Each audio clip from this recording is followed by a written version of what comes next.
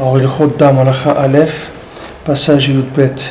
Donc, on avait parlé de Rabbi Shimon de l'Akba Omer, des élèves de Rabbi Shimon qui sont morts pendant la Sfirata Omer. Pourquoi ils sont morts, les 24 000 élèves de Rabbi Akiva pendant Sfirata Omer? Parce que eux, ils devaient préparer le Matan Torah. C'est-à-dire que eux, ils devaient pendant 49 jours, il devait y avoir une attente, un languissement de la Torah, et ensuite pour recevoir la Torah à Shavuot. C'est ce qui se passe pour chacun d'entre nous aussi. Mais eux, comme ils ont eu un problème de communication entre eux, c'est-à-dire qu'ils ont un problème de rapport, ils sont pas honorés les uns les autres, ils sont même disputés les uns les autres. Et malgré c'était des grands tzadikim, donc ces 24 000, ils sont morts pendant la Sfirata Omer. Parce que pour arriver à Matan Torah, comme on l'a vu dans la Torah, on doit passer par la réparation de l'alliance.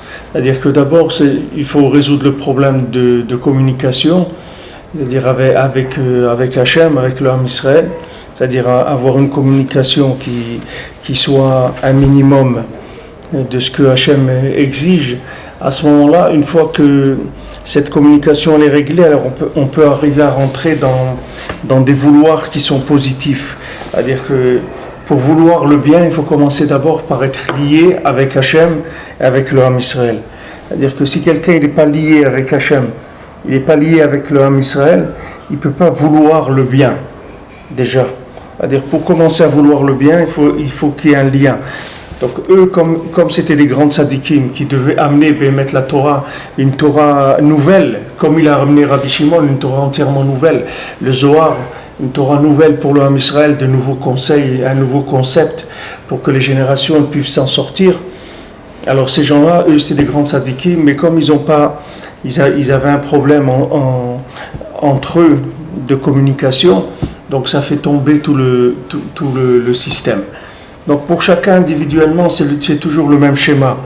Il y a la sortie d'Égypte, c'est-à-dire le début qui est la sortie d'Égypte, où la personne elle voit une grande lumière. Cette lumière, c'est un cadeau d'Hachem qui lui montre la marchandise, si on veut, de la Torah, qui, si vous voulez, entre guillemets, lui fait l'article, il va lui montrer, voilà ce que c'est la lumière de la Torah. Alors la plupart des gens, ils résistent pas, puisque c'est une lumière qui dépasse tout l'entendement humain, tout ce que quelqu'un a pu voir dans sa vie. Donc la personne, elle dit, je suis d'accord, je signe. On lui dit, non, maintenant tu peux pas signer, il y a 49 jours de réflexion. Il dit, mais comment je vous dis, je suis d'accord et tout. Il dit, tu peux pas. Parce que maintenant que tu as vu la lumière, pendant 49 jours, tu vas attendre. Pendant ces 49 jours, tu vas languir, tu vas vouloir. Et une fois que tu vas vouloir, tu vas aimer, tu vas désirer pendant 49 jours, ensuite, tu arrives à Matan Torah. Maintenant, la Torah que tu vas recevoir, qui va être ta Torah à toi, cette Torah-là, elle va dépendre de la qualité de l'attente. Si pendant 49 jours, la personne n'a rien entendu du tout, alors elle ne va rien recevoir non plus. C'est-à-dire pour elle, Matan Torah, ça va être qu'une cérémonie comme une autre. On va faire des choses, etc. Mais il ne va pas se sentir du tout concerné par cette cérémonie-là de Matan Torah. Tandis que celui qui a attendu pendant 49 jours, il va retrouver la lumière qu'il a vue le soir de Pessah, mais cette fois-ci, ça ne va pas être une lumière, ça va être sa lumière à lui, c'est-à-dire qu'il va trouver le lien qu'il a avec la Torah. Il va s'engager dans une Torah qui est sa Torah, pas une Torah, quelque chose de large et dans laquelle il ne voit pas tellement sa place. Donc ça, c'est le système comme il fonctionne. Alors ce système-là, il s'applique à tout ce qui est évolution. À chaque fois qu'il va y avoir progrès, ça va être comme ça. C'est-à-dire qu'il va y avoir lumière et éblouissement. Après éblouissement, il va y avoir 49 jours. Pendant ces 49 jours, on va voir quelle est la dose de vouloir vraiment de chacun. Et selon sa dose de vouloir, et c'est ça qu'il va recevoir le jour de Matan Torah. Donc maintenant, c'est 24 000 élèves de Rabbi Akiva. Eux, ils devaient faire descendre une Torah tout à fait nouvelle dans le monde. Peut-être que si on ne sait pas, parce que là, c'est que Rabbi Shimon qui est resté. Mais si maintenant, ces 24 000, ils avaient fait descendre la Torah, peut-être que ça aurait été la Géoula à ce moment-là. C'est-à-dire que ça aurait été une Torah qui aurait aidé le Ham Israël dans la galoute, mais une Torah qui aurait fait sortir le Ham Israël de la galoute complètement. Pourquoi ?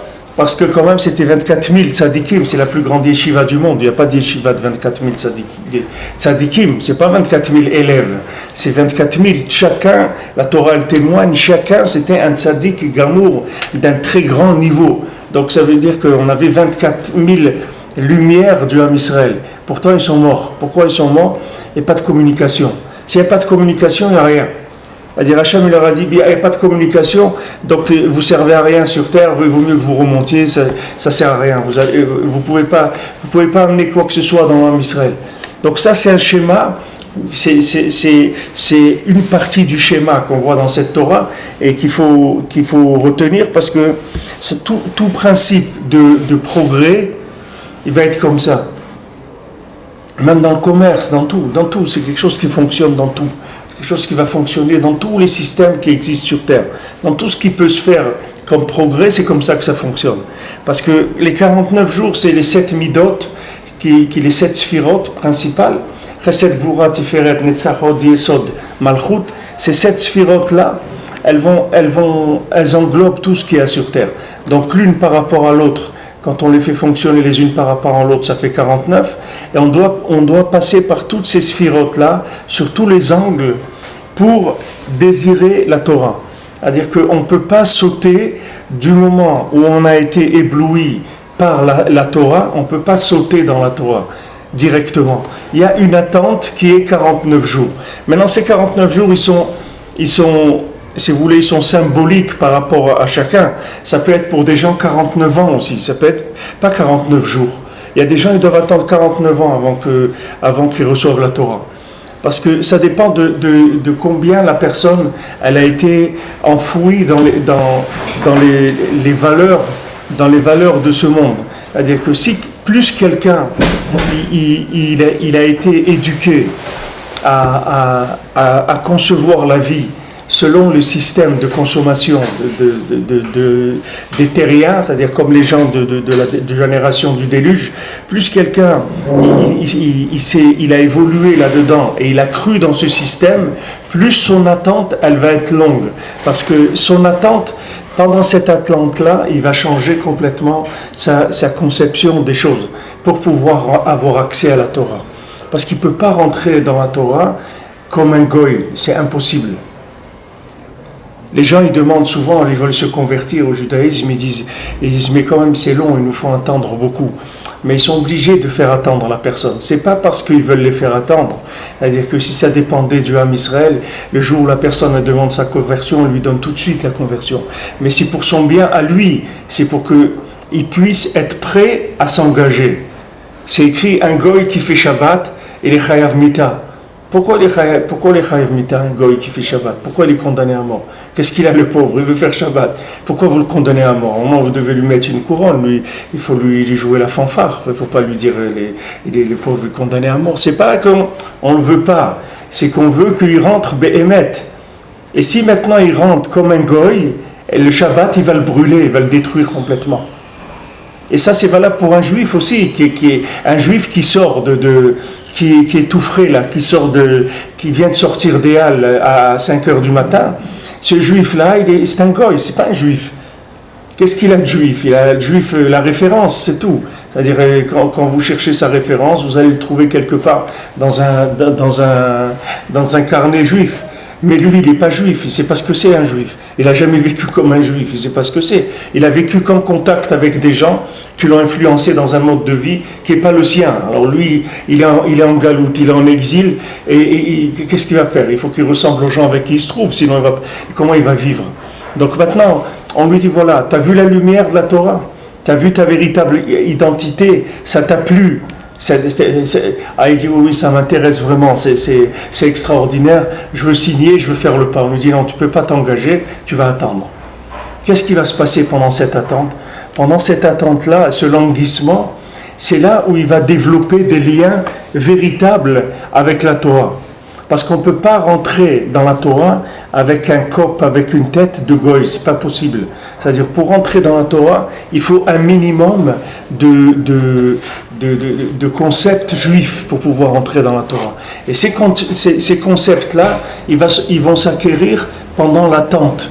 Rabbi Nachman, il dit que pendant quelqu'un qui veut faire tchouva, on lui dit attends. C'est pas lui qui dit, c'est la Gemara qui dit. Arotse les taher, omrimlo amten. Celui qui vient pour se purifier, on lui dit attends. Pourquoi on lui dit attends? Normalement, quelqu'un vient pour se purifier, on va lui dire Baruch haba, viens, rentre. Non, on lui dit attends. Parce que c'est l'attente qui va le purifier. C'est comme c'est écrit dans la Mishnah, dans la première Mishnah de Brachot, il dit que maintenant quelqu'un qui était un Kohen, pourquoi maintenant on doit regarder le Kohen quand il va manger des korbanot? Si on veut savoir à quelle heure il faut faire Kriyat Shema le soir, mais Matai Korim Shema Be'arvit, quand est-ce qu'on lit le Kriyat Shema le soir? Mesha Kohanim Ochlim Lechol B'Troumatam. Quand les Kohanim ils vont manger la trouma. Alors on dit pourquoi maintenant ils mangent la trouma le soir? Il dit parce qu'on parle d'un Kohen qui était impur et maintenant qu'il fait nuit, il est devenu pur. Alors il dit comment ça se passe? Il dit voilà, le Kohen il était impur, maintenant il a amené un korban, il a été au mikvé, il a fait tout ce qu'il fallait pour être pur. Mais maintenant ça ne suffit pas. Il doit attendre toute la journée jusqu'à qu'il y ait le coucher du soleil. Une fois qu'il y a le coucher du soleil, c'est le coucher du soleil qui le rend pur. La Mishnah elle dit Biat Shimsho Metaharato. Le coucher de son soleil, c'est ça qui le rend pur. Ça veut dire que maintenant le coucher de son soleil, le soleil c'est quoi? C'est la tête, c'est les concepts de la personne. Quand ces concepts-là ils vont se coucher, c'est-à-dire qu'ils vont se calmer, qu'il va changer ses concepts, à ce moment-là il devient pur, à ce moment-là il peut rentrer dans la Torah. Mais avec des concepts goy, il ne peut pas rentrer dans la Torah, le pauvre. Il va être malheureux, ça va le rendre fou. C'est comme si vous prenez quelqu'un qui veut habiter dans un pays, vous l'envoyez habiter au Pérou, mais il ne parle pas la langue. Et il est incapable d'apprendre la langue. Personne ne veut lui apprendre la langue. Mais le gars il commence à parler avec les gens, mais il devient fou de tout ce qu'il a besoin. Il faut qu'il fasse des singeries et des trucs pendant des heures. Il ne peut pas communiquer. Il n'a pas de moyen de communication. Il n'a aucun lien avec ce monde-là. Comment vous voulez qu'il fonctionne dans la Torah? Et les gens, ils s'énervent après. C'est pas que ça, c'est que les gens, ils s'énervent. Ils rentrent dans la Torah et disent, mais c'est quoi les religieux? C'est quoi cette façon de voir les choses? C'est pas normal. C'est pas normal qu'on soit comme ça. Pourquoi les religieux ils font ça? Pourquoi ils sont comme ça? Pourquoi le rabbin il fait ça? Il a des questions et des questions toute la journée. On lui dit attends, calme-toi, attends. Si tu as trop de questions, ne va pas à la synagogue, prie chez toi, c'est mieux, prie à la maison. Si les questions elles te rendent fou, il vaut mieux que tu pries chez toi à la maison. Reste tranquille, ne va pas à la synagogue. Calme-toi, attends. Avant tout, attends. Cette attente-là, c'est pas une attente, c'est pas qu'on veut pas de lui. C'est là où les gens se trompent. C'est pas qu'on veut pas de lui, on veut de lui. On l'aime tellement qu'on lui donne la méthode. Attends. Cette méthode-là, elle va changer complètement son concept. Maintenant, comme on a expliqué la semaine dernière, attendez, Michila.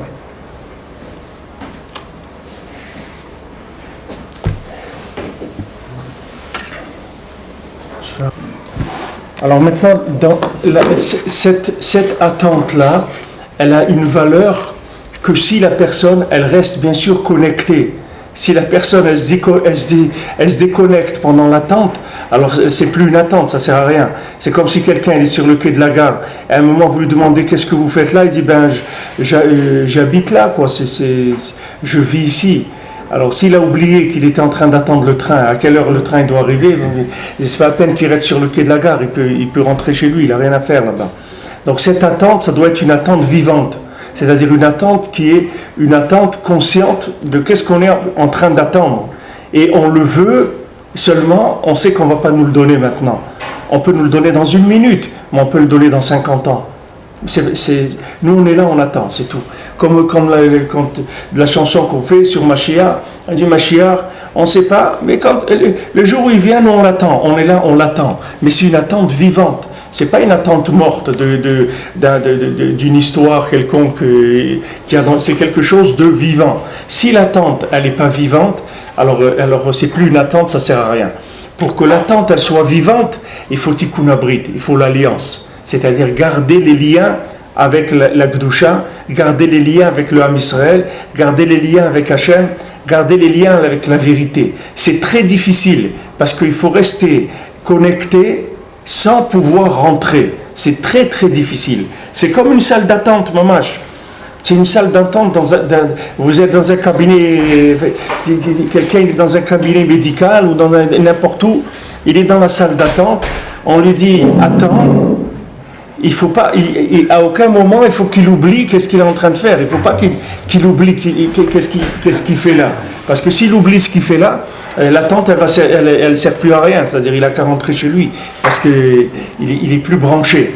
Donc il faut qu'il soit connecté. Cette connexion, elle va rendre l'attente valable, elle va valider l'attente, et cette attente, elle va aller vers Matan Torah. Ici, quand on parle de Matan Torah, ça veut dire ma Torah, c'est-à-dire ma place dans la Torah, ma lettre de la Torah. C'est-à-dire à moi, personnellement, qui est quelque chose, un engagement qui est intime avec Hachem, qui m'est personnel, pas quelque chose que je fais partie d'un groupe ou d'un clan. C'est pratique, c'est quelque chose de très personnel. Alors, maintenant, les élèves de Rabbi Akiva, eux, ils devaient faire descendre la Torah, mais c'était une Torah énorme. C'est-à-dire, c'était pas une Torah individuelle, c'était une Torah de 24 000 tzadikim. Donc, ça devait sûrement être la Torah de la Géoula. Alors, eux, ils ont eu une attaque de Yetzer Hara, mais le Yetzer Hara, comment il les a attaqués? Pas sur l'attente, il les a attaqués sur le lien pendant l'attente. C'est-à-dire, pendant cette attente, ils se sont disputés. Quand ils se sont disputés, c'est terminé. Parce que du moment où il n'y avait plus de lien entre eux, ça ne servait plus à rien d'attendre, de rester sur le quai de la gare, il valait mieux rentrer à la maison, ce que Hachem leur a dit, puisque maintenant, votre attente ne sert plus à rien, vous n'avez qu'à remonter dans le ciel et c'est terminé. L'histoire, elle est terminée. Maintenant, il est revenu Rabbi Shimon, lui, il a vu la scène, il a vécu la scène, il était parmi eux, et lui, il a compris, il a dit, écoutez, maintenant, on va fonder une yeshiva, cette yeshiva, elle dépend de l'amitié entre nous. C'est ça la base de notre yeshiva. Celui qui rentre dans cette yeshiva, d'abord, il faut qu'il sache qu'il faut des liens d'amitié et d'amour entre les gens. S'il n'y a pas ça, c'est pas la peine de rentrer dans la yeshiva, vous pouvez rester chez vous. Pourquoi? On a vu déjà. On a vu 24 000 élèves, on a vu à quoi ils sont arrivés. Donc la base du judaïsme, tout judaïsme, il est basé sur la hardout et la hava dans le Ham Israël. S'il n'y a pas ça, c'est pas la peine d'aller plus loin, c'est du vide, ça sert à rien. C'est ça qu'il faut arranger d'abord. Tant que je me rends compte, vous savez, quand vous êtes sur les camions, des fois en France, quand vous roulez derrière, il dit si vous arrivez à me lire, c'est que vous êtes trop près. Alors maintenant, ça c'est pareil. Si je vois le mal chez un juif, ça veut dire que je suis trop près. Ça veut dire trop près quoi? Trop pressé, je roule trop vite. Il faut que j'attende. Il faut que je me calme. Il faut que j'attende. Je recule. Il ne faut pas avoir peur de reculer.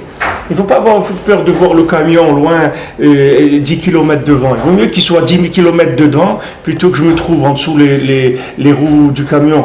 Ça c'est la même chose. C'est-à-dire que maintenant, si je vois le mal dans mon prochain, ça veut dire que je n'ai pas assez de distance, pas shoot. Je dois reculer. Parce que je suis trop près pour le voir, pour voir le bien. C'est-à-dire j'ai été trop vite. C'est pour ça que je vois le mal. Il faut que je recule. Il faut que j'attende. Je n'ai pas eu assez d'attente. L'attente, c'est ça qui me permet de voir le bien. C'est pour ça que vous verrez que tout le judaïsme, il est basé que sur des notions de temps. C'est tout. Toute la Torah, elle est basée sur le temps. Quelqu'un, il attend une semaine pour recevoir Shabbat. Normalement, vous dites à quelqu'un, le but de la création, c'est le Shabbat. Alors allons-y, faisons Shabbat toute la semaine. Pourquoi je vais faire 6 jours, je vais me priver 6 jours du jour qui est le monde futur. Alors on va vivre dans le Shabbat comme les tzadikim. C'est écrit que eux, ils font le Shabbat des Kolei Yoma. Eux, ils vivent dans les tzadikim. Eux, ils vivent le Shabbat tous les jours. Ils n'ont pas de semaine. Eux, ils vivent tout le temps Shabbat. Alors maintenant, nous, pourquoi on ne vit pas tout le temps Shabbat? Parce que nous, on doit l'attendre 6 jours pour le recevoir. Ces 6 jours-là, c'est que de l'attente de Shabbat. C'est pour ça qu'on vit 6 jours dans la semaine. C'est que pour attendre Shabbat, c'est tout. Et tout le judaïsme, c'est comme ça. Les lois de pureté familiale, c'est la même chose. Pourquoi Hachem, il a fait des cycles comme ça? C'est parce qu'on doit apprendre à attendre. Cette attente-là, c'est elle qui va valoriser, c'est elle qui va donner tous les liens véritables, des liens qui soient mamash véritables, profonds, ils se font pendant l'attente. Ils ne se font pas pendant autre chose. Pourquoi on est sorti d'Eretz Israël? Pourquoi on est parti en galoute? Parce qu'on n'a pas pu apprécier. Hachem nous a donné, mais Hachem, il est tellement bon qu'il nous donne toujours plus que ce qu'on peut recevoir. Donc Hachem nous a donné Eretz Israël, le Beth Amikdash, tout ça. On a commencé à mépriser ces choses-là. Hachem, il a dit, vous méprisez, donc ça veut dire que je me suis trompé. Je vous ai donné ça trop tôt. Donc vous allez partir. Vous allez quitter Eretz Israël. Et dire, non, mais on aime Eretz Israël. Non, ça tu le diras quand tu seras en dehors d'Eretz Israël. C'est mieux. Quand tu vas être en dehors d'Eretz Israël et qu'on ne va pas te laisser rentrer en Eretz Israël et que tu vas pleurer et que tu vas dire quand est-ce que je pourrai retourner en Eretz Israël, alors chaque jour que tu vas attendre, tu vas fabriquer les récipients qui te permettront d'y rester le jour où tu vas venir. Sinon, tu vas faire comme les Meraglim. Qu'est-ce qu'ils ont fait les explorateurs? Ils sont venus en Eretz Israël, ils ont dit mais c'est quoi ce pays-là? C'est quoi ce pays? C'est que des géants, des trucs et tout. C'est comme des gens, vous voyez, ils viennent en Israël, ils disent mais c'est quoi ce pays? Les gens ils vous bousculent dans l'autobus, les gens ils vos trucs, vous vous rendez compte, j'ai un voisin, ça fait 5 ans que j'habite, il m'a jamais dit bonjour. Mais vous vous rendez compte un peu? C'est plein de poubelles, vous descendez, il y a des... Mais le gars il voit rien que le mal. Il dit mais monsieur, si tu es venu pour ça, mais retourne chez toi. Retourne chez toi. Si tu es mieux là-bas, si à Garges-les-Gonesse, si c'est mieux, alors retourne. Mais qu'est-ce que tu fais ici? Tu n'as rien à faire ici. Si tu vois le mal, ça veut dire que tu es venu trop tôt, c'est tout. C'était très bien Garges-les-Gonesse. Hein? C'était très bien, j'ai vécu là-bas pendant longtemps. Il ne faut pas dire que c'est bien, Chazé Shalom. C'était bien. Non, c'était pas bien du tout. Il faut dire que c'est pas bien du tout. Même si tu croyais que c'était bien, il faut dire que c'est pas bien du tout. Comme les gens qui sont sortis d'Égypte, ils doivent dire c'est pas beau l'Égypte, c'est horrible, même si ça leur plaisait, parce que c'est absurde de dire que c'est bien là-bas. C'est le seul endroit qui est bien, c'est ici, c'est Eretz Israël. Et si quelqu'un ne le vit pas, au moins il doit y croire. C'est les Meraglim, on leur a dit c'est bien. On a dit, voilà, Hachem, il a dit, c'est une terre extraordinaire, là-bas il coule le lait, le miel, c'est nifla et tout. Et eux, ils ont vu une terre avec des géants, des trucs horribles, etc. Parce qu'ils n'ont pas attendu. L'attente, ils sont sortis d'Égypte avant les 400 ans qu'il fallait attendre. Au bout de 210 ans, Hachem, il a fait chesed, ils sont sortis. Mais ces 190 ans, on les a étalés sur tout ce qu'on est en train de vivre maintenant, c'est ça. Mais encore, maintenant, on se retrouve dans le même principe, on ne peut plus attendre. C'est-à-dire, Hachem, maintenant, il y a une deadline pour la Géoula. Hachem, il ne va pas attendre encore 10 000 ans pour qu'on soit prêt. Donc, il y a une deadline. Mais maintenant, dans ce deadline-là, il faut savoir que l'écart de l'épreuve de chacun, c'est l'attente, c'est tout. C'est ça l'épreuve de chacun. Il n'y a pas d'autre épreuve. C'est la seule épreuve qu'il y a, c'est de savoir attendre, c'est tout. Dans tous les domaines, dans la parnassa, dans l'éducation, dans le shalom bayit, dans la Torah, dans les Yeshuv Eretz Israël, la seule épreuve que j'ai aujourd'hui, c'est la patience, c'est tout. Les gens, vous verrez, ils n'ont pas de patience. Aujourd'hui, les gens, ils divorcent comme ils vont... Hein, comme rien.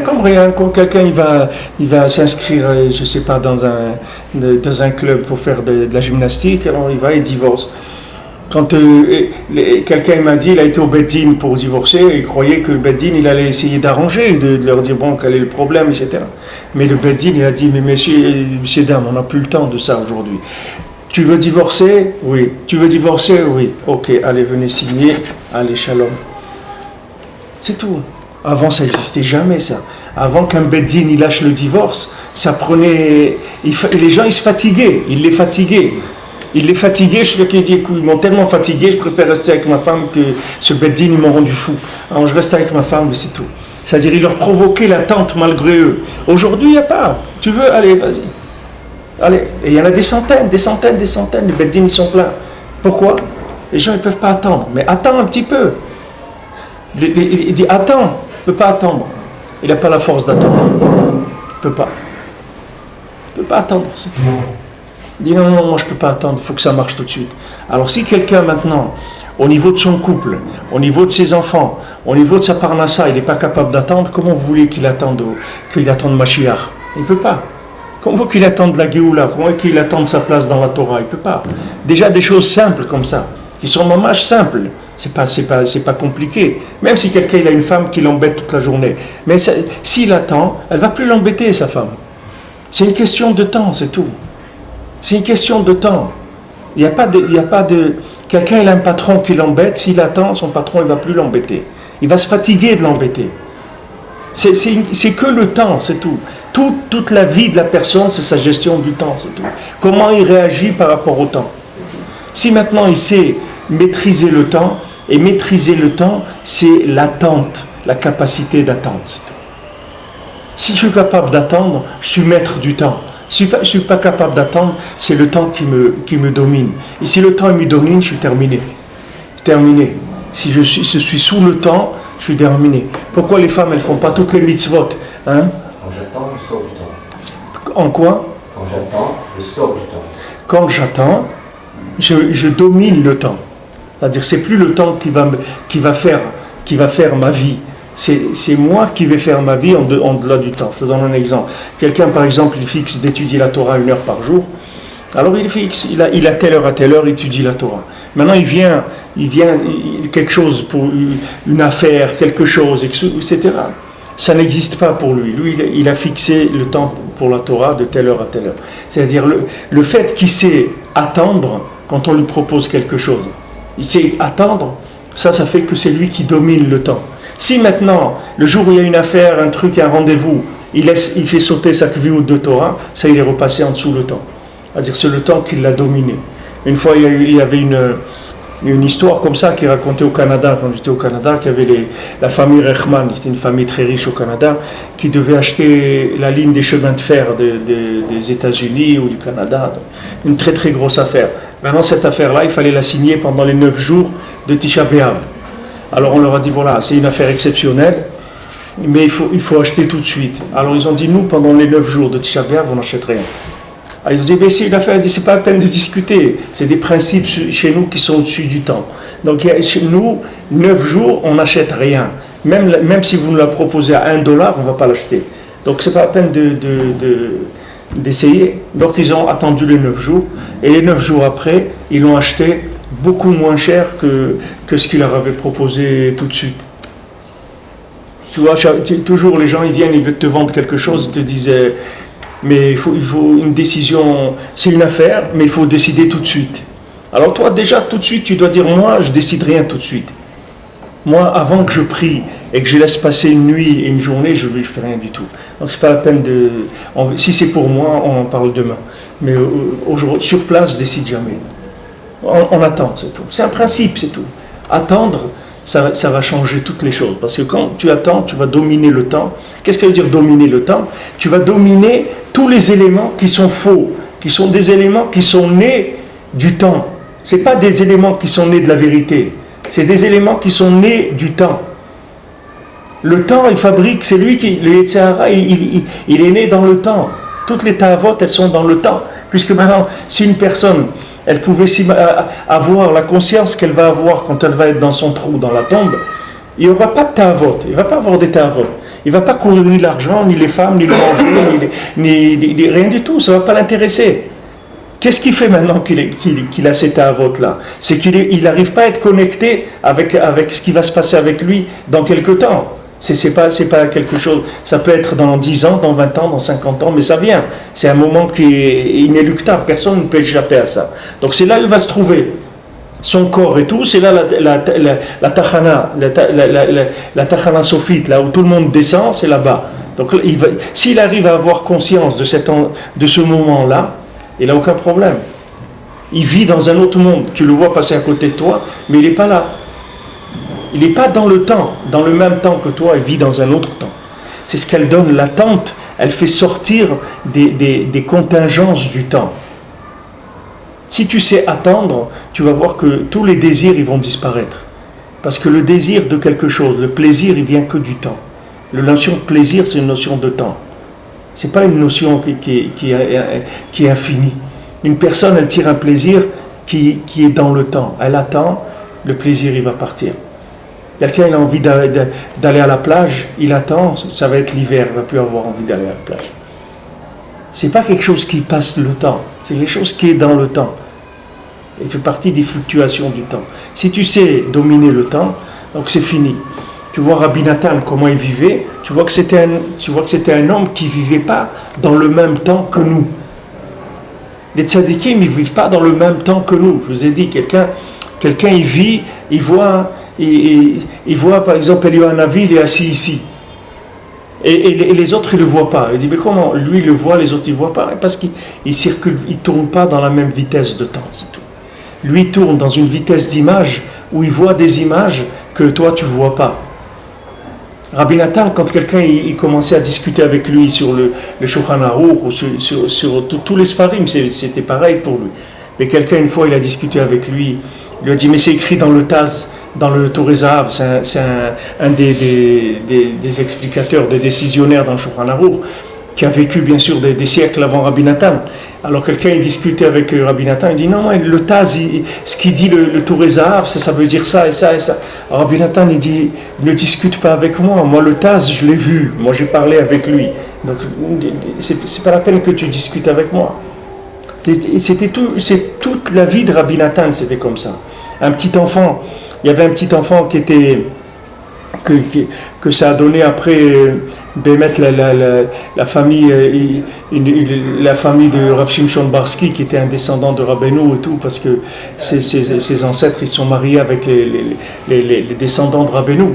Mais le premier Shimshon qui s'appelait après c'est Shimshon Barsky, cette famille-là, le premier Shimshon, c'était un enfant qui faisait partie d'une autre, les parents étaient d'une autre chassidoute. Et quand ce petit enfant, il avait 7-8 ans, il a voulu se rapprocher de Breslev. Il aimait beaucoup Rabbi Nathan, il était toujours chez Rabbi Nathan. Et les parents, ils voulaient absolument pas qu'il soit Breslev. Alors lui, le petit, il avait l'habitude d'aller tous les Soudas Shlichit, il allait chez Rabbi Nathan. Alors qu'est-ce qu'ils ont fait les parents? Quand ils ont vu que l'enfant, il était trop attaché, ils voulaient le séparer de ça. Un Shabbat, ils lui ont pris tous ses habits, ils lui ont enfermé dans un endroit et ils l'ont laissé sans vêtements. Donc ils ont dit comme ça, il ne va pas aller. Lui, qu'est-ce qu'il a fait? Il est venu, il s'est réveillé, mais Sama, il faisait la sieste ou truc. Il s'est levé. Il a vu qu'il n'avait pas ses habits, il a compris ce qui s'était passé. Il a cherché là-bas un vieux pantalon à son père. Il a trouvé un vieux manteau de son père. Il l'a mis. Et il est sorti comme ça en courant dans la rue. Il a été dans le Soudah Shlichit de Rabbi Nathan. Alors lui quand il est rentré, tous les gens ils ont commencé à éclater de rire et tout. Ils ont vu un enfant comme ça avec des habits énormes et tout. Ça fait rigoler tout le monde. Alors quand Rabbi Nathan il a fini Soudah Shlichit et tout, il s'est approché de lui. Il lui a dit ça je te ferai pour ça, pour ce que tu as fait là. Je te ferai une tova dans l'Olam Haba. Comme ça, il lui a dit Rabbi Nathan. Et ça a été comme ça, quand il est mort, une dizaine d'années après, quand il est mort, ce monsieur-là, alors quand il est arrivé dans le Olam Haba, il voulait rentrer dans la yeshiva de Rabbeinu, alors il a été chez Rav Naftali, qui était un des élèves de Rabbeinu. Rav Naftali, il a dit, moi je peux rien faire pour toi, il faut que tu ailles voir Rabbi Nathan. Alors quand il a été chez Rabbi Nathan, il lui a dit, voilà, maintenant c'est le moment où je vais te faire, tu te rappelles quand il est venu à Soudah Shlichit, alors maintenant je vais faire ce que je t'avais dit. Ça veut dire Rabbi Nathan, il travaillait online avec, il n'y avait pas maintenant.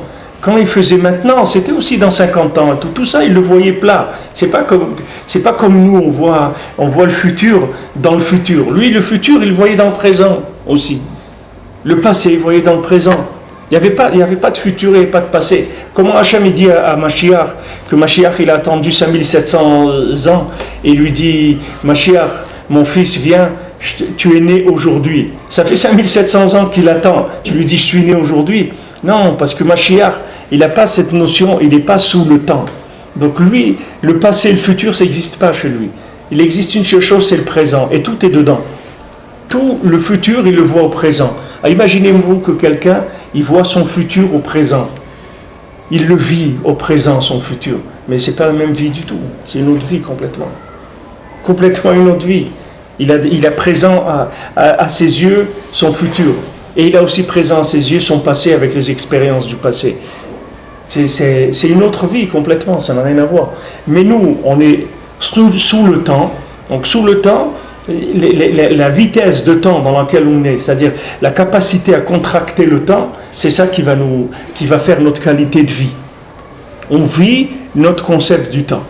Maintenant, ce qui alourdit le temps le plus, ce qui ralentit le plus le temps, ce qui fait voir le plus de détails dans la consommation, c'est l'argent. Comme ils disent les goïms, time is money. L'argent, ça fabrique du temps.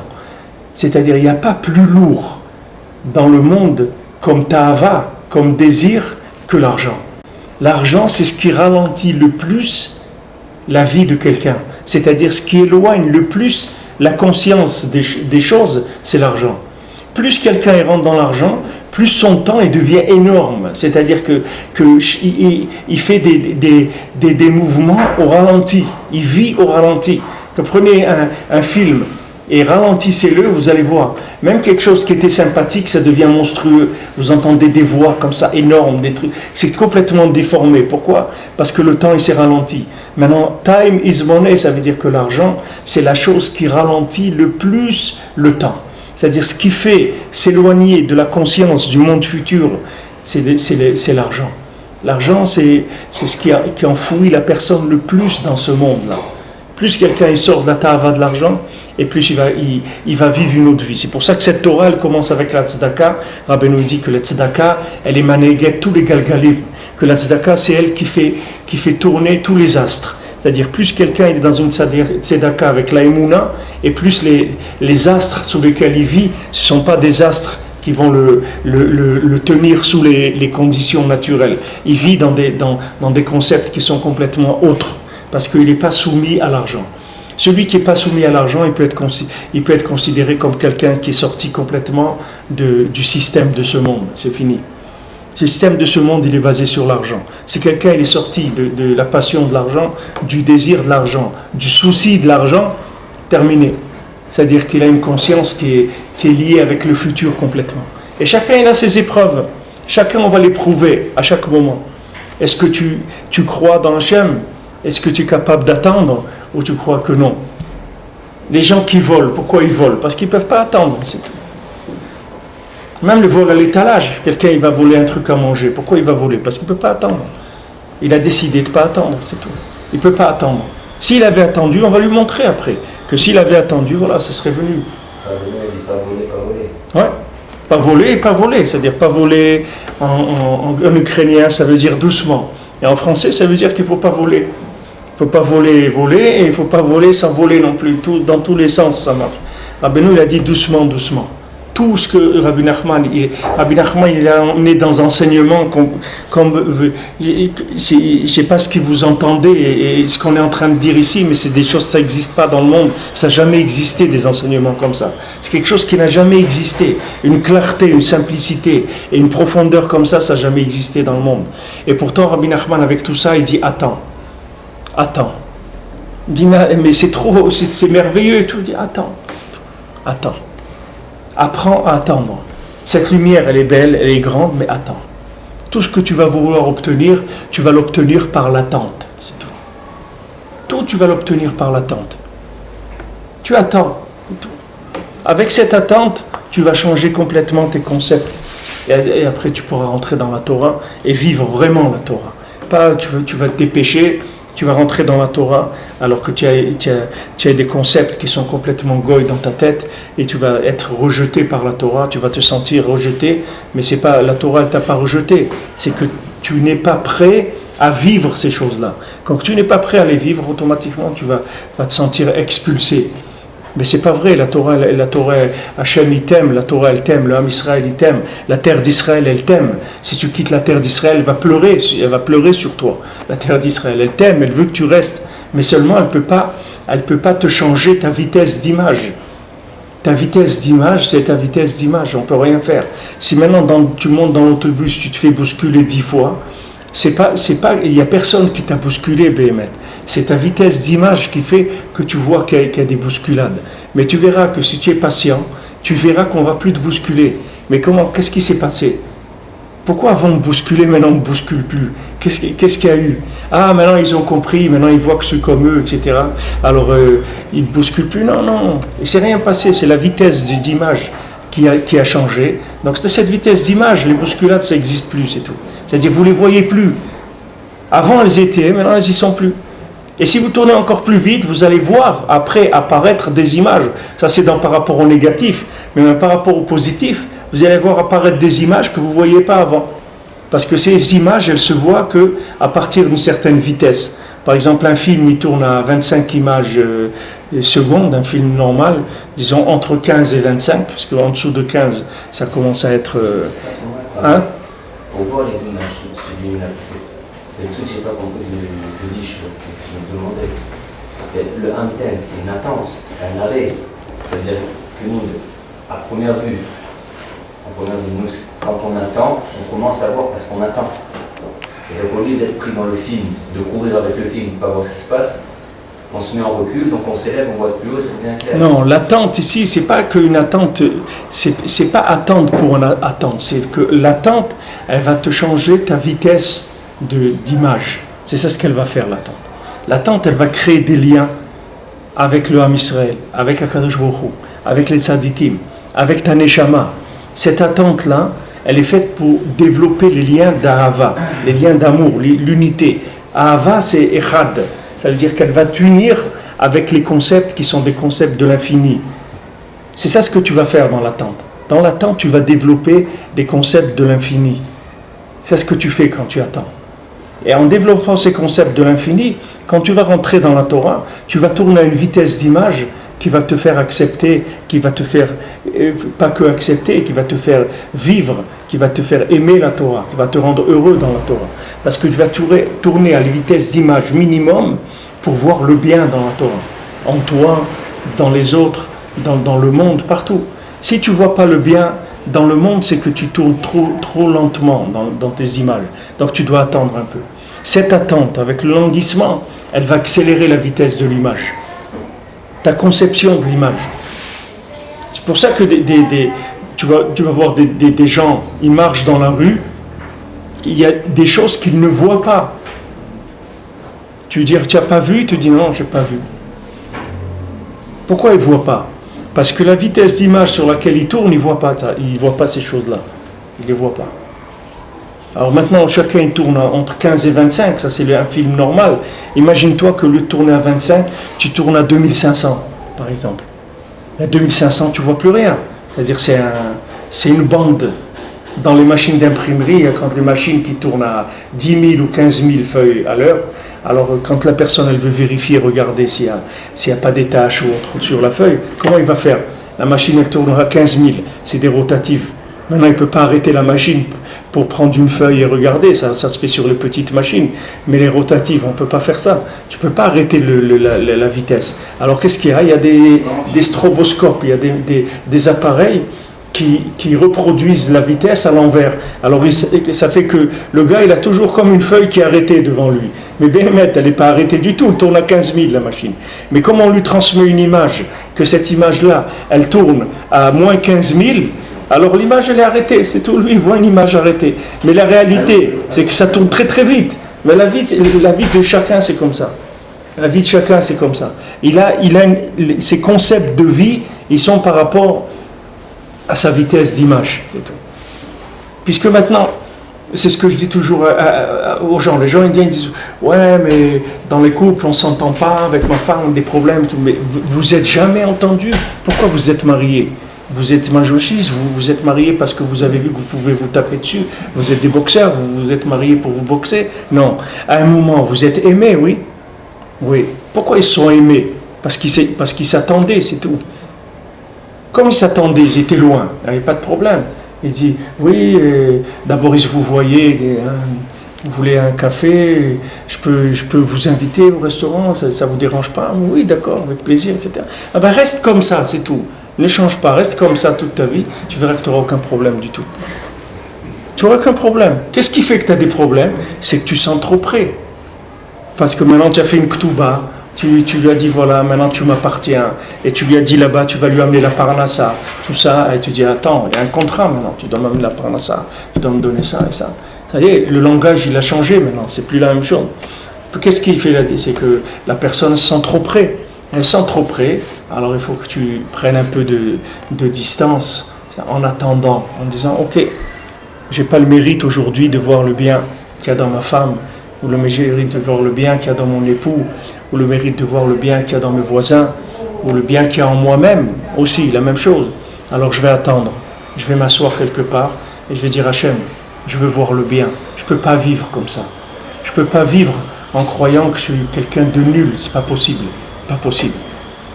Tu peux pas, toi, Hachem, avoir créé quelqu'un qui est nul. C'est pas possible. C'est honteux. Je ne peux pas croire ça. Je ne peux pas croire que tu as créé quelqu'un de mauvais, quelqu'un de nul. Je ne veux pas croire à ça. Parce que c'est honteux pour Hachem. Hachem, il n'a jamais créé quelque chose de mal. Hachem, il a créé que le bien. Donc, je ne peux pas croire dans le mal, dans l'existence du mal. Ah, maintenant, je vois le mal, c'est que ma vitesse des images, elle est trop basse. C'est-à-dire qu'elle est tellement lente que je suis en train de voir tous les détails. C'est comme si un film, on vous le fait passer, au lieu de le faire passer à 25 images secondes, on vous le fait passer à une image à l'heure. Vous allez voir que vous allez vous ennuyer à mourir. Parce que vous allez voir que des trucs qui n'ont qu'un sens. Vous allez voir une pierre, elle va rester comme ça pendant 5 minutes. Vous allez voir une main, elle ne va pas bouger. Un truc, au bout d'un quart d'heure, vous sortez de la salle, vous ne pouvez pas rester. On dit, attends, mais il n'y a pas d'histoire, il n'y a rien, il n'y a aucun sens dans ce truc. Ben, chacun, c'est la même chose. Si vous ne voyez pas le bien, c'est que vous tournez en vitesse qui est trop réduite. Il faut accélérer la vitesse. Comment vous allez accélérer la vitesse? En attendant. Attendre. J'attends le bien, Hachem. Moi, je ne peux pas croire que c'est ça. Moi, ma femme, ou mon époux, ou mes enfants, ma parnassa, ou Eretz Israël, ou ma tfila, ou ma Torah, ou mes voisins, ou le Ham Israël, je ne peux pas croire que c'est ça. Moi, je ne veux pas voir le mal. Moi, je ne veux pas. Hachem, change-moi ma vitesse d'image, je ne veux pas voir le mal. Fais-moi un film où il n'y a pas de mal. Donne-moi la vitesse de film où on ne voit plus le mal. Alors, je vous avais raconté, je l'ai raconté plusieurs fois, mais maintenant, je le raconte encore cette histoire-là parce que dans ce contexte, ça lui donne une autre dimension. C'est qu'une fois qu'il y avait un Rav qui était en Chutz La'aretz, quand il était en Chutz La'aretz, il a été reçu par un Rav en dehors d'Eretz Israël, et il lui a parlé, il lui a dit, tu sais, montre en Eretz Israël, tu verras Eretz Israël, tu vas voir ça, ça et ça. Il lui a donné beaucoup de détails de ce qu'il allait voir en Eretz Israël, et il lui a dit, les pierres d'Eretz Israël, c'est des diamants. Alors, bon, ce Rav-là, il est monté en Eretz Israël. Quand il est monté en Eretz Israël, une fois, il a rencontré le Rav qui était venu le voir en Chutz La'aretz, et il lui a dit, Shalom Aleichem, vous savez, tout ce que vous m'avez dit sur Eretz Israël, Bémet, j'ai vu tout. Il y a une seule chose que je n'ai pas vue, c'est que les pierres d'Eretz Israël, c'est des diamants. Ça, je n'ai pas vu. Alors, le Rav, il lui a dit, si tu as le mérite, tu verras ça aussi. Alors, il a compris que ça venait de lui. Lui, il croyait que ça venait de la chose. Il dit, qu'est-ce qu'il m'a raconté celui-là, que les pierres d'Eretz Israël, c'est des diamants. Je vois bien, c'est des cailloux. C'est pas je vois bien. Si c'est des diamants, et ils n'enjèleraient pas tous les jours dans les carrefours d'Eretz Israël sur les voitures. Si c'est des diamants, ils les auraient gardés, les gens. Ils n'auraient pas jeté sur les voitures israéliennes des pierres. Alors, lui, il a jeûné pendant 40 jours. Il a jeûné, il a prié, il a pleuré, il a dit Hachem, je sais que je ne vois pas ça parce que mes yeux, ils ne me montrent pas ça. Je sais que je n'ai pas le mérite de voir, mais je t'en supplie, donne-moi le mérite. Et au bout de 40 jours, il a vu Mamash ça. Il a vu que les pierres d'Eretz Israël, c'est des diamants Mamash. Mamash, c'est des diamants. Alors pourquoi quelqu'un il ne le voit pas? Parce qu'à la vitesse d'image où il tourne, il ne peut pas voir que c'est des diamants. C'est impossible. Alors qu'est-ce qu'il doit faire? Il doit attendre. C'est-à-dire attendre, demander à Kadosh Baruch Hu, donne-moi le goût de la Kedusha d'Eretz Israël. C'est vrai, maintenant je suis en Eretz Israël. Mon corps il est en Eretz Israël. Mon âme elle est en Eretz Israël. Mais je te demande de donner le mérite de voir la sainteté d'Eretz Israël, de voir la beauté du Ham Israël, de voir le bien qu'il y a dans le Ham Israël, de voir le bien qu'il y a dans ma famille, de voir le bien qu'il y a en moi. Je ne peux pas vivre comme ça. C'est comme ça qu'il faut prier. Parce que les gens, ils viennent prier et ils ne comprennent pas des fois pourquoi la prière ne marche pas. Parce que quand ils sont en train de prier, ils ne sont pas en train de prier sur quelque chose, sur le concept véritable. Le problème véritable, ce n'est pas que l'autre il a un problème. Le problème véritable, c'est que moi, je suis en train de voir un problème qui n'existe pas. Ce problème, il n'existe pas. Il n'existe pas du tout. Il existe dans l'endroit où je me trouve maintenant, dans la vitesse d'image où je tourne. Si je change, ce problème, il n'existe plus. Le mal qui est en moi, il n'existera plus. Le mal qu'il y a dans l'autre, il n'existera plus. Parce que Be'emet, il n'existe plus. Be'emet, les amito, il n'existe plus. Be'emet, il existe par rapport à ce que je vois aujourd'hui, dans mon émet à moi. Mais dans émet, les amito, dans la vérité d'Hachem, il n'existe plus. Donc à moi de changer mes concepts. Pour les changer, je dois attendre. Et pendant cette attente, prier pour rester lié avec Akadosh Baruch Hu, pour rester lié avec le Ham Israël, pour rester lié avec ma Neshama. Donc ça, c'est le problème des élèves de Rabbi Akiva.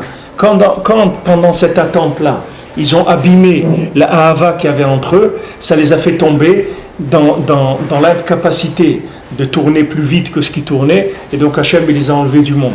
Behemet, eux, ces 24 000, ils sont venus réparer les 24 000 qui sont morts quand il y avait eu la Magefa, quand il y avait eu le Inyan de Zimri, de Pinchas qui avait tué Zimri ben Salou. Alors à ce moment-là, il y avait 24 000 juifs qui étaient morts. Ces 24 000, c'était des gens qui ont soutenu le Zimri, c'est-à-dire ils ont soutenu des actes de Gamabrit, c'est-à-dire des choses qui cassaient l'alliance dans le Ham Israël. Alors comme ils ont soutenu ça, leur tikkun, c'était les 24 000 élèves de Rabbi Akiva. Mais pour réparer le Gamabrit qu'ils avaient, il fallait que maintenant ils aient de l'amour entre eux, parce que l'amour, c'est la réparation du Gamabrit. C'est-à-dire une fois qu'il y a de la hardout, qu'il y a de l'union dans le Ham Israël, ça répare tous les problèmes de l'alliance qu'il y a pu avoir. Mais comme ils n'ont pas pu réparer ça, alors ils sont morts. C'est pour ça que Rabbi Shimon, il est venu, toutes ces yeshivas, il a basé sur ça. Il a dit, Anan bechavivuta talia milta. Nous, toute notre yeshiva, elle dépend de l'amour qu'il va y avoir entre nous. C'est ça notre yeshiva. Ça, c'est la base. Et une fois qu'ils ont eu cette base-là, avec quelques individus, ils ont fait descendre le Zohar. Ils amenaient Rabbi Shimon lui faisait descendre Moshe Rabbeinu. Moshe Rabbeinu, il venait parler, il veut parler dans la bouche de Rabbi Shimon. Rabbi Shimon, il a amené dans le monde des choses que Moshe Rabbeinu, il n'a pas pu amener. Moshe Rabbeinu, il connaissait le Zohar, c'est pas qu'il ne connaissait pas, mais il n'a pas pu le faire descendre. Parce que la génération, elle ne tournait pas à une vitesse où il pouvait faire descendre le Zohar. Maintenant, Rabbi Shimon, il est venu, comme on va voir, lui, il s'appelait Keshet Abrit, il s'appelait l'arc-en-ciel, c'est-à-dire il s'appelait l'alliance Mamash avec Hachem, et lui, il a pu faire descendre des secrets de la Torah que Moshe Rabbeinu, il n'a pas pu faire descendre. C'est pour ça que dans le Zohar, il y a écrit Raya Me'emna. Raya Me'emna, c'est qui? C'est Moshe Rabbeinu, c'est le berger. C'est le berger du Ham Israël, c'est Moshe Rabbeinu. Alors, il vient dans le Zohar, mais il n'a pas pu lui-même faire descendre le Zohar. Il n'a pas pu. La même chose qu'il n'a pas pu faire descendre ce qu'il a enseigné le Harizal, la même chose qu'il n'a pas pu faire descendre la Torah du Baal Shem Tov, la même chose qu'il n'a pas pu faire descendre la Torah de Rabbi Nachman. Ces individus-là, ces tzadikim, ils ont fait descendre une Torah spéciale à un moment où le peuple il avait besoin de ça et ils se sont battus pour pouvoir faire descendre ça. Moshe Rabbeinu, il a fait descendre la Torah comme on la connaît de l'époque de Moshe Rabbeinu. Mais après, il y a eu d'autres révélations de la Torah. Maintenant, il y a eu des gens qui ont voulu rester que sous la révélation de la Torah de Moshe Rabbeinu. Ils n'ont pas voulu accepter ce qui est venu après. En général, ces gens-là, ils se sont fait noyer par les tsunamis de la Klippa. Parce que la Klippa, elle est à jour. Elle se met à jour. Vous avez les mises à jour automatiques. La Klippa, elle se met à jour tout le temps. Mais si la Torah, elle ne se met pas à jour, alors on ne peut pas lutter contre les problèmes qu'il y a. Alors, ce qui nous enseigne Rabbeinu ici, c'est que la purification de l'imagination, la purification des concepts, elle dépend de l'attente. Mais une attente vivante et une attente branchée. C'est-à-dire pendant cette attente, il faut faire énormément attention au tikkun abrit, c'est-à-dire à l'alliance. Parce que l'alliance, c'est elle qui va donner la qualité de l'attente. Parce que si attendre sans alliance, c'est pas la peine. Si on attend parce qu'on n'a rien à faire, c'est pas la peine d'attendre. On attend parce que Béhémet, on attend quelque chose, on est branché et on le vit, mais maintenant sous une forme d'attente. Et après la chose, elle va venir. Bezat Hashem. Donc maintenant il dit donc le jour de l'Akba Omer, ils sont arrêtés de mourir, les élèves de Rabbi Shimon. Et ça a commencé, c'est pourquoi? Parce que c'est la Iloula de Rabbi Shimon. C'est-à-dire que c'est à ce moment-là, les élèves de Rabbi Akiva, ils ont arrêté de mourir parce qu'à ce moment-là, il y a les révélations de Rabbi Shimon, c'est sa Iloula. Shehu aya gamken metalmidei Rabbi Akiva, mais lui aussi il faisait partie des élèves de Rabbi Kai. Et puis il va, et lui, Rabbi Shimon, mais ses amis, c'était la réparation des 24 000 élèves. C'est-à-dire à eux seuls, ils ont réparé 24, ils étaient 5, ils ont réparé 24 000 à 5, parce qu'il y avait entre eux, ils étaient unis. כמו שאמרו בתמוזל, והיה העולם חשך עד שבא רבי עקיבא ושנאה לרבותינו שבדרום והם רבי שמעון. Le monde, il était dans l'obscurité jusqu'à ce qu'il est venu Rabbi Akiva. Il a enseigné aux Chachamim qui avaient dans le sud, et c'est qui? C'est Rabbi Shimon et ses amis. Quand Rabbi Akiva il a enseigné à Rabbi Shimon et ses amis, ça y est, ça a été la réparation des 24 000 qu'il y avait eu.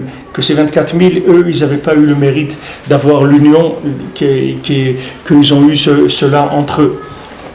Alors, Bezat Hashem, demain on continuera. J'insiste sur ce principe-là parce que c'est des principes qui sont très, très forts, très simples, mais qui sont très forts et nouveaux aussi dans la tête des gens. Donc il faut un peu de temps pour les digérer, pour les attraper vraiment, pour rester avec quelque chose de concret.